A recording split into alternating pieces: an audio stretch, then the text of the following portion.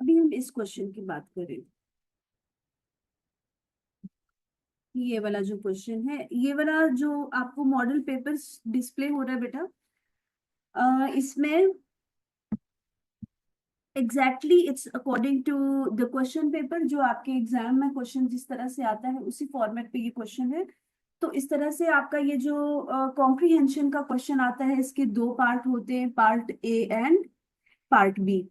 Part A जो होता है वो आपका होता है 20 मार्क्स का। जिस तरह से भी इन्होंने बताया बिल्कुल सही कि कॉम्प्रिहेंशन पैसेज क्या होता है। इस तरह से एक पैसेज गिवन होता है जिसमें डिफरेंट पैराग्राफ्स होते हैं और उसके एंड पे क्वेश्चंस गिवन होते हैं जिसको आपने आंसर करना होता है। यहाँ पर अच्छी बात ये है कि इसमें इट डिपेंड्स पैराग्राफ। यहाँ पर तो बहुत शॉर्ट दिया हुआ है, समटाइम्स बहुत लेंथी भी आ जाता है, 7-8 पैराग्राफ्स भी हो जाते हैं, 9-10 पैराग्राफ्स भी हो जाते हैं। समटाइम्स बहुत शॉर्ट पैराग्राफ आ जाता है, बहुत स्ट्रेट फॉरवर्ड भी आ जाता है, समटाइम्स डिफिकल्ट भी आ जाता है। इट डिपेंड्स, आपकी लक पे भी डिपेंड करता है और आपकी प्रैक्टिस पे भी डिपेंड करता है। जिसकी वोकैबलरी अच्छी है, जिसके पास जिसको ज्यादा वर्ड्स के मीनिंग है, जिसको इंग्लिश की अंडरस्टैंडिंग हो जाती है, उसके लिए आसान हो जाएगा। और जिसके पास वोकैबलरी नहीं है उसके लिए डिफिकल्ट हो जाएगा। ये भी चीजें मैटर करती हैं। एनी हाउ, इस क्वेश्चन को अगर हम देखते हैं तो पहले हम इसका पार्ट ए डिस्कस कर लेते हैं। पार्ट ए में इसी तरह से आपको कॉम्प्रिहेंशन पैसेज होता है और मोस्ट ऑफ द टाइम 98% जो ये आपका क्वेश्चन आता है ये इसी तरह से आता है। एक ही कॉम्प्रिहेंशन पैसेज होता है, उसी के एमसीक्यूज करने हैं और उसी की प्रेसी लिखनी है। अब अच्छी बात यह है कि यहाँ पर जो कॉम्प्रिहेंशन पैसेज गिवन होगा इसमें कोई क्वेश्चन आंसर्स नहीं होंगे, कोई फिल इन द ब्लैंक्स नहीं होंगी, सिर्फ एमसीक्यूज होंगे। Again it's a good point कि आपके पास कॉम्प्रिहेंशन पैसेज भी गिवन है, आप वहां से भी इंफॉर्मेशन ले रहे हो, अंडरस्टैंड कर रहे हो। अगेन आंसर में फिर आपके पास ऑप्शंस भी गिवन है कि राइट आंसर क्या हो सकता है। तो मोस्ट ऑफ द टाइम मैं स्टूडेंट्स में ये बात कहती हूँ कि अगर आप अपने ये दो क्वेश्चन अच्छे से कर लेते हैं, आपका वोकैब का क्वेश्चन है 20 नंबर का और आपका कॉम्प्रिहेंशन का पैसेज है 20 नंबर का, सिर्फ एमसीक्यूज की भी मैं बात कर रही हूँ। वहां पर भी आपके पास वो कैब के भी एमसीक्यूज के 10 स्टेटमेंट है फॉर 20 मार्क्स। यहाँ पर भी आपके पास कॉम्प्रिहेंशन के जो एमसीक्यूज हैं 10 statement for 20 marks, 2 marks for each.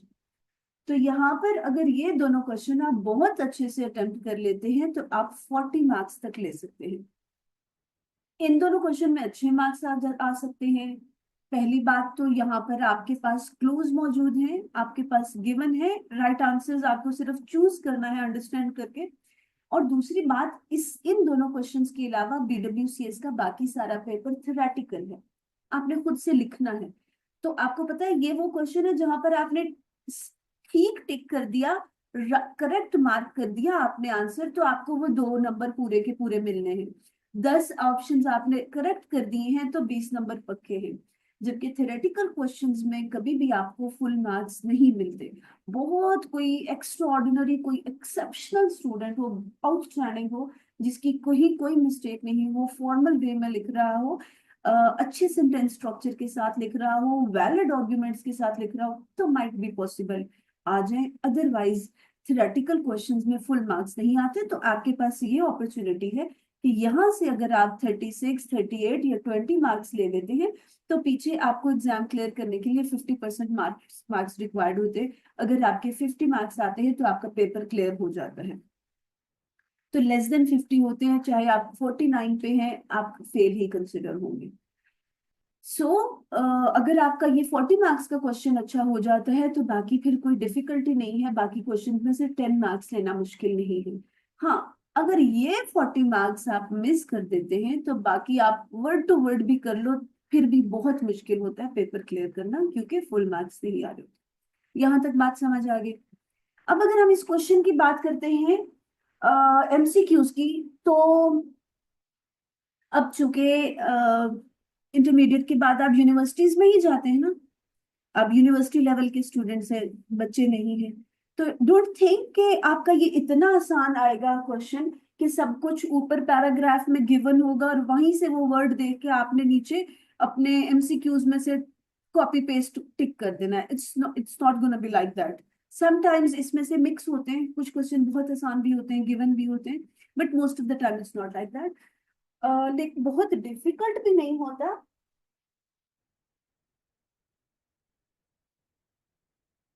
क्या कर रहे हो? हाथ में क्या? कुछ नहीं। अच्छा, और आप क्या कर रहे थे? तुम्हारा तो बेटा मोबाइल देखा मैंने। क्या कर रहे थे मोबाइल पे? बोल दो वरना फाइन करूंगी। व्हाट्सएप पे? किससे? तो दोस्त तुम्हारा ज्यादा इंपॉर्टेंट है? सुबह सवेरे तुम उठ के आए हो 7 बजे 8 बजे क्लास लेने, और क्लास में बैठ के तुम व्हाट्सएप पे लगे हुए हो। हाँ? फोन करूँ तुम्हारी अम्मा को मैं? ओके। हाँ, कुछ नहीं कहती हम। फोन ही नहीं उठाएंगी, वो भी सो रही होंगी। Okay. So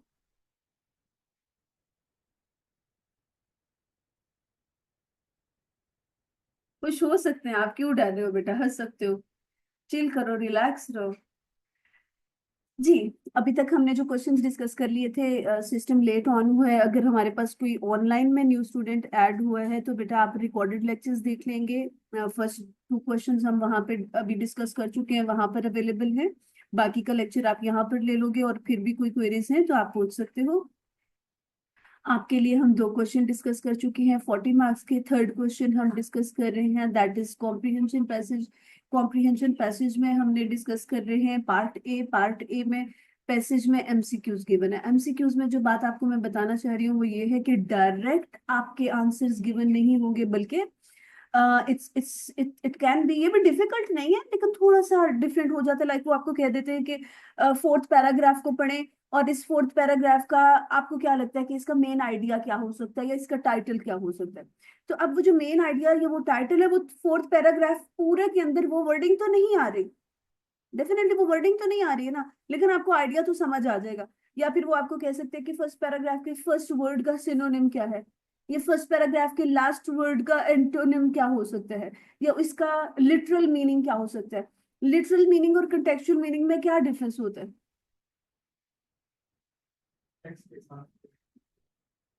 good. Literal meaning होते हैं जो डिक्शनरी के हिसाब से किसी वर्ड का मीनिंग होता है, और कॉन्टेक्चुअल मीनिंग जो होते हैं वो कॉन्टेक्स्ट के हिसाब से जिस तरह से बात हो रही होती है उसमें, लाइक एक वर्ड के हमारे पास 25 26 सिनोनिम्स आ रहे होते हैं, तो that depends on the context. तो वो आपसे लिटरल मीनिंग पूछ सकता है या कॉन्टेक्स्ट के हिसाब से मीनिंग पूछ सकता है। इस तरह की चीजें आ सकती है। समटाइम्स बहुत स्ट्रेट फॉरवर्ड भी क्वेश्चन आ जाते हैं। कोई किसी बुक का नाम गिवन है वो पूछ लेंगे, कोई फैक्ट फिगर्स हैं वो पूछ लेंगे, कोई डेट है वो पूछ लेंगे। तो समटाइम्स डायरेक्ट क्वेश्चंस भी आ जाते हैं। इट्स नॉट लाइक दैट कि हमेशा डिफिकल्ट या कॉम्प्लिकेटेड क्वेश्चन आएंगे। जिस तरह से एक पेपर इस तरह से बनाया जाता है कि जिसमें हर लेवल का स्टूडेंट उसको अटेम्प्ट कर पाए। कुछ क्वेश्चन बहुत डिफिकल्ट होते हैं, कुछ क्वेश्चन बहुत आसान होते हैं, कुछ एवरेज सॉर्ट ऑफ होते हैं। तो इसी तरह से ये वाले जो क्वेश्चन होते हैं इसी बेस पे होते हैं। यहाँ पर कुछ एमसीक्यूज तो बहुत स्ट्रेट फॉरवर्ड होंगे, आपको देखते ही पता लग जाएगा ये आंसर है। कुछ में थोड़ी सी कॉम्प्लिकेशन होगी, आप 2 दफा 3 दफा पढ़ोगे तो आपको समझ आ जाएगी। पार्ट ए के कितने मार्क्स थे? 20 मार्क्स। 10 एमसीक्यूज के लिए 20 मार्क्स है हमारे। अब इसी क्वेश्चन का हमारे पास आ जाता है पार्ट बी। पार्ट बी में बेटा क्वेश्चन पढ़ते हैं, क्या नजर आ रहा है? कौन सी आवाज में पढ़ेंगे? प्रेसी?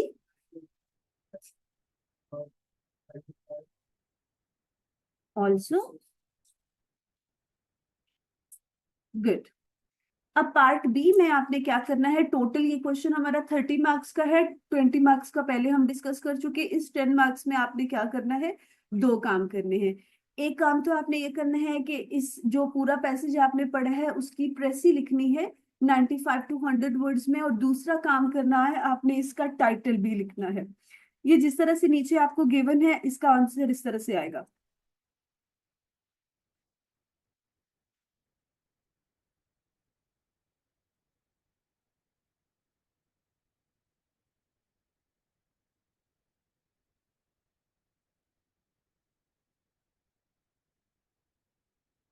जी।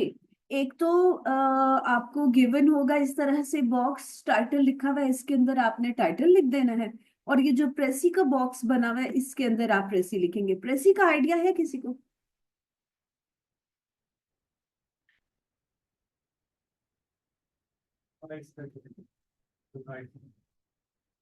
प्रिसाइज का मतलब होता है शॉर्ट टू द पॉइंट, ऐसे ही है। तो प्रेसी में आपने क्या लिखना होता है, पूरे कॉम्प्रिहेंशन पैसेज में जो इम्पोर्टेंट इंफॉर्मेशन होती है उसको आपने लेना है और 95 to 100 वर्ड्स का एक पैराग्राफ बना देना है।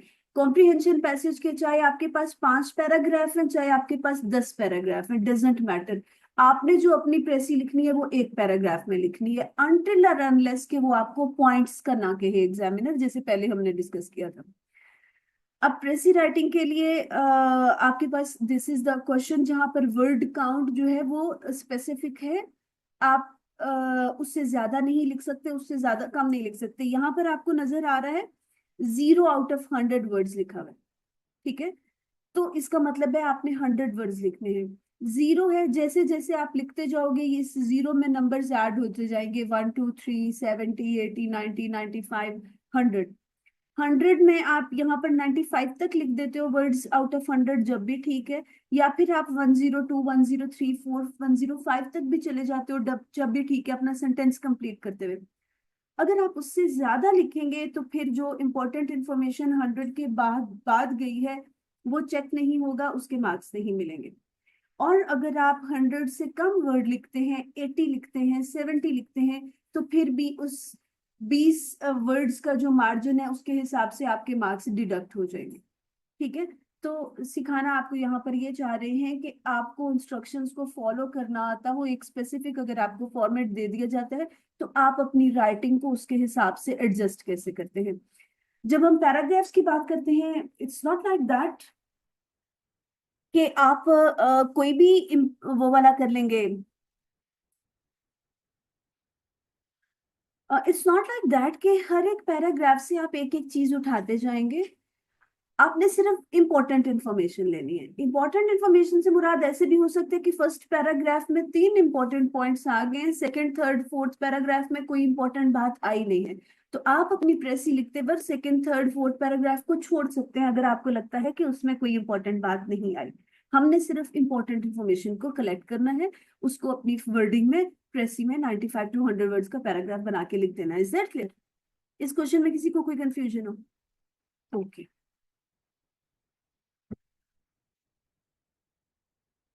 This is the last question. Last question बेटा आपका होता है ऐसे राइटिंग का। ऐसे राइटिंग का एक सिर्फ एक वाहिद आपके एग्जाम में क्वेश्चन है ऐसे राइटिंग का जहां आपके पास चॉइस है। लेकिन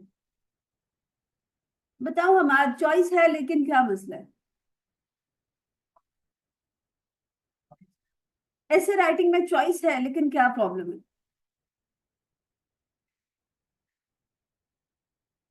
कोई और? ठीक है, कोई और? वो ना आता तो वो कौन सा वो ना आता तो वो, बिल्कुल सही कह रही है। अब भाई ऐसे राइटिंग में ये वो क्वेश्चन है जहां आपके पास चॉइस होती है लेकिन फिर भी नहीं होती है। कैसे? इट्स नॉट लाइक दैट कि सिर्फ उन्होंने कहा है राइट एन ऐसे on this on on any one topic और 2 टॉपिक लिख दिए, नो। यहाँ पर आपके पास ऐसे राइटिंग की 2 डिफरेंट कैटेगरीज आती हैं, एक होता है फिश बोन और एक होता है एफिनिटी। फिश बोन का फॉर्मेट बिल्कुल डिफरेंट है। उसमें आपने प्रॉब्लम स्टेटमेंट के बाद कॉजेज और इफेक्ट्स लिखने होते हैं। कॉजेज में आप लिखते हैं कि कोई भी जो इश्यू है, फिश बोन में हम डिस्कस करते हैं सोशल इश्यूज को, कि जो भी इश्यू है उसके वजूहात क्या है और उसके क्या असरात हो रहे हैं। कॉजेज और इफेक्ट्स, 3 कॉजेज और 3 इफेक्ट्स हम लिखते हैं, एक मेन प्रॉब्लम स्टेटमेंट लिखते हैं, तो हमारा 10 नंबर का ये पार्ट हो जाता है। अफिनिटी में हम यहाँ पर पार्ट ए में 10 चीजें लिखते हैं तब 10 नंबर का पार्ट होता है। अफिनिटी में हम सबसे पहले तो मेन स्टेटमेंट लिख देते हैं जो हम वहाँ प्रॉब्लम स्टेटमेंट लिख रहे थे। अभी आपको चीजें अगर कुछ कंफ्यूज होंगी, डेफिनेटली फर्स्ट टाइम आप गो थ्रू कर रहे हैं, तो जब हम वन बाय वन इस क्वेश्चन पे जाएंगे हर चीज आपको फिंगर टिप्स पे आ जाएगी, सिर्फ ओवरव्यू है, so don't get confuse please. Affinity पे जब हम बात है तो हमें ए पार्ट के लिए 10 नंबर के लिए 10 चीजें लिखनी है। एक तो हो गई हमारी मेन स्टेटमेंट और उसके साथ हमें 3 मेन आइडियाज लिखने हैं, और हर एक मेन आइडिया के फिर दो दो सब आइडियाज लिखने हैं। तो यहाँ पर हम 10 चीजें लिखते हैं, तो दोनों की कैटेगरीज डिफरेंट हो जाती है। फिश बोन में हम कॉजेज इफेक्ट्स लिख लेते हैं, किसी चीज का रीजन क्या है, क्या वजूहात है, और फिर उसके असरात क्या है। और एफिनिटी में हम एक टॉपिक को 3 मुख्तलिफ हिस्सों में कैटेगराइज कर लेते हैं।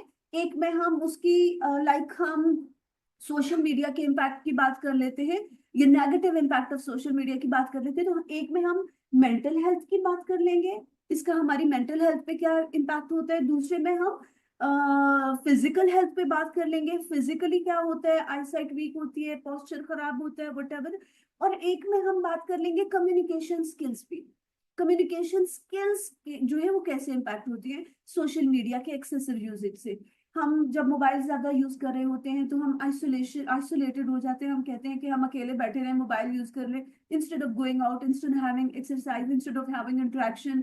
फिर जो लोग फोन पे ज्यादा टेक्स्ट पे बात कर रहे होते हैं या वॉइस नोट पे बात कर रहे होते, जब उनको फेस टू फेस किसी से बात करना पड़ जाती है उनको मुश्किल लगता है। समझ आ रही है बात? तो यहाँ पर हमने 3 डिफरेंट कैटेगरीज बता दी और उनके फिर सब आइडियाज बता दिए, और फिश बोन में हमने वजूहात बता दी और उससे असरात क्या हो रहे हैं वो बता दिए। फिर हम कंक्लूजन में उसको कंक्लूड करते हैं। सो दोनों का फॉर्मेट बिल्कुल डिफरेंट है, दोनों टॉपिक्स करेंगे। आपको जो आसान लगता है आप अपने एग्जाम में वो अटेम्प्ट कर सकते हैं। 30 नंबर का ये क्वेश्चन है। अब ये वाला जो पार्ट आपके पास आ रहा है, सबसे पहले लिखा हुआ है यहाँ पर ये प्रॉब्लम स्टेटमेंट है, cause 1, cause 2, cause 3। फिर अच्छा, इनके इफेक्ट्स इधर लिखेंगे, इफेक्ट 1, इफेक्ट 2, इफेक्ट 3 की अभी यहाँ पर हेडिंग इन्होंने नहीं दी हुई। तो ये वाली जो चीजें होगी ये आपका हो जाएगा 10 नंबर का। इसी तरह से अगर हम एफिनिटी का देखते हैं तो एफिनिटी का इन्होंने लिख दिया है मेन आइडिया, फिर उसके सब आइडियाज यहाँ आ जाएंगे, आइडिया 1, फिर सब आइडिया 1, सब आइडिया 2, फिर मेन आइडिया 2। इसी तरह से ये 9 आपके बॉक्सेस बन जाएंगे और इसके 10 मार्क्स मिल जाएंगे। इसी क्वेश्चन के जो रिमेनिंग 20 मार्क्स हैं वो होता है एक्चुअल एसे राइटिंग। अब इन चीजों को हम वहां कैसे लिखते हैं ये जब हम ये क्वेश्चन करेंगे तो मैं आपको सिखा दूंगी। ठीक, समझ आ गई? ये देख ले जो हमने पहले डिस्कस किया था। ये है आपका वो कैब का क्वेश्चन। हमने कहा था कि जब शुरू में ये क्वेश्चन आता था तो ऐसे कॉलम मैचिंग में आता था, आप इनको आपस में मैच कर देते हैं, लेकिन अब जो है ये क्वेश्चन कॉलम मैचिंग में नहीं आता, एमसीक्यूज फॉर्म में आता है। तो हम एमसीक्यूज फॉर्म की भी जो असाइनमेंट है उनकी प्रैक्टिस करेंगे। और ये क्वेश्चन हो रहा है ऐसे का हमने डिस्कस कर लिया, कॉम्प्रिहेंशन का डिस्कस कर लिया। ये आपका लेटर राइटिंग का क्वेश्चन है। लेटर राइटिंग का क्वेश्चन हमने जो क्लास में अभी तक डिस्कस किया है वो how to write the letter है। Time is over now. अब ये वाली क्या चीज है, इस तरह से भी क्वेश्चन आ सकता है, ये हम कल डिस्कस करेंगे। राइट?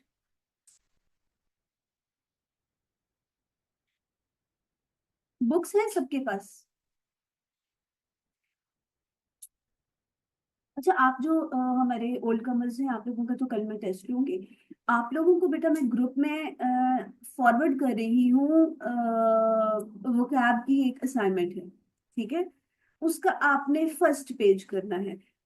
फर्स्ट पेज करना कैसे है, आपके जो लेक्चर्स हैं, लेक्चर्स में गिवन है जो हमने किया हुआ है, वहां से आप लेक्चर ले लेंगे, अंडरस्टैंड कर लेंगे, और फर्स्ट पेज मैं आपको ग्रुप में ही बता दूंगी कौन सा पेज करना है आपने, वो आप याद करके आ जाएंगे। आपको लेक्चर गो थ्रू करने के बाद भी कोई चीज समझ नहीं आती है, आप उसको मार्क कर लेंगे और आप आके यहाँ पर मेरे से पूछ सकते हैं। दूसरी बात आप सुन लें, इसके लिए BWCS के लिए अगर आपने बुक्स बाय नहीं की हैं तो बेशक नहीं करें। बुक में हम इसकी जो प्रैक्टिस होती है वो हम प्रैक्टिस कर रहे होते हैं ज्यादातर असाइनमेंट से।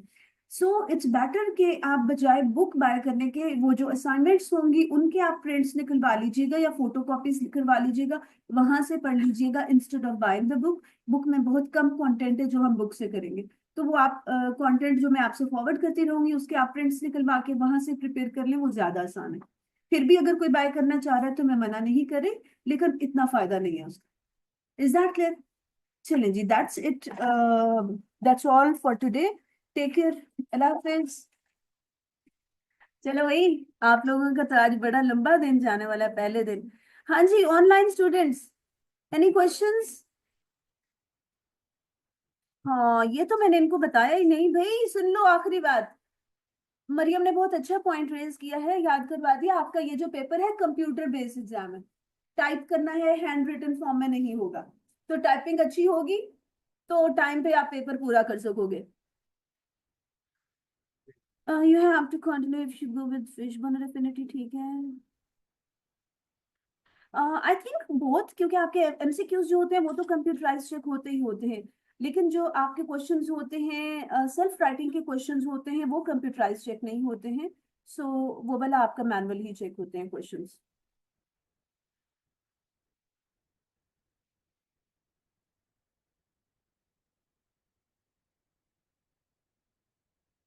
बड़ा आइडिया हो गया, नेक्स्ट क्या आने वाला है। ओके, आ रहा था। ओके, ओके जी, अल्लाह हाफिज।